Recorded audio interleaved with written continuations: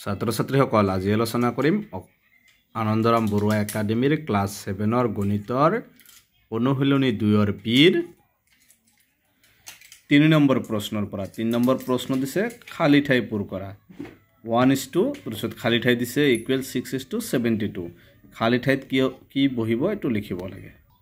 1:2 তাৰপিছত খালি ঠাইত কি বহিব ইফালৰ খিনি দুটা দি আছে এটো সবা 72 6 দি 6 একবাৰ 6 দি 72 12 বাৰ গতিকে ইয়াত আমি 1 এটো এনেকৈ লিখিম 1:12 মানে 1 2 দিয়া আছে আমি বাকি কি লিখিব লাগে 12 টো লিখিব লাগে ইয়াত হ'ব 12 তাৰপিছত 2:6 এবাৰ ইফালে খালি দি আছে গতিকে 2/6 এনেকৈ লিখিব পাৰিম 2 দি 6 2 দি 2 একবাৰ 6 তিনিবাৰ মানে ইফালে পাইছো 1/3 ইফালে আমাক তলৰটো মানে প্ৰথমটো দিয়া নাই বা তলৰটো দি আছে কিমান 15 টো দি আছে ওপৰত কি বহিব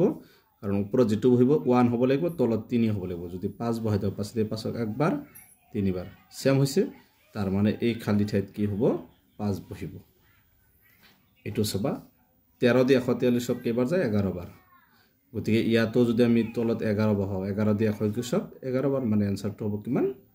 11 হল এটা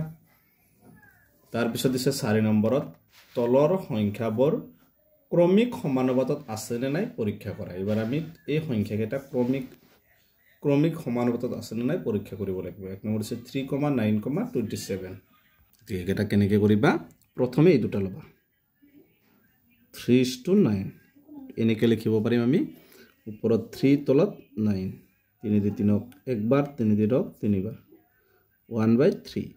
এবাৰ প্ৰথমে দুটা লৈছো আকৌ মাজৰটো দুটা লগত হ'ব এবাৰ এই 9:2 কি হ'ব 9:27 হ'ব তলৰ ওপৰত 9 তলত 27 9 দিনক একবাৰ 27 তিনিবাৰ 1/3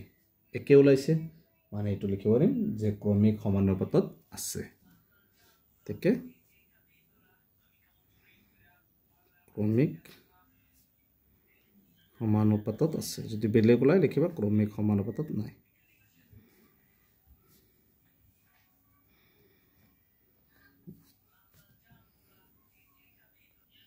এবাৰ আছে 15,45,135 গতিকে প্ৰথমে 15 কি হ'ব 45 এনেকৈ হ'ব ওপৰত 15 তলত 45 15 দি 15 একবাৰ 15 দি 45 তিনিবাৰ 1/3 এবাৰ আকৌ 45 লগত কি হ'ব 35 45:135 ওপৰত হ'ব 45 তলত হ'ব 135 5 দি যাব 5 9 গুণ 45 5 দি 13 দুইবাৰ 5 2 গুণ 10 3 বাকি 5 7 গুণ 35 9 দিনক একবাৰ 9 দি 27 তিনিবাৰ এইটো 1/3 আগৰ নিচিনা সেম ওলাইছে আগৰটোৰ আনসাৰ 1/3 ওলাইছিল দুটাই কে ওলাইছে এতেকে তো সমানুপাত ক্ৰমিক সমানুপাতিত আছে বুলি লিখিবা শৰ্টকে লিখছো যে আছে 3 নম্বৰ আছে 4,20,80 4:20 মানে ওপৰত হ'ব 4 তলত হ'ব 20 4 দি 4 একবাৰ 20 5 বাৰ 1/5 আৰু এবাৰ আছে 20:80 ওপৰত হ'ব 20 তলত হ'ব 80 20 দি 20 একবাৰ 20 দি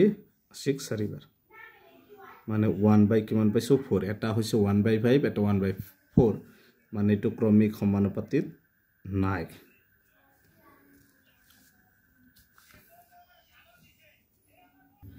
(32,96,288)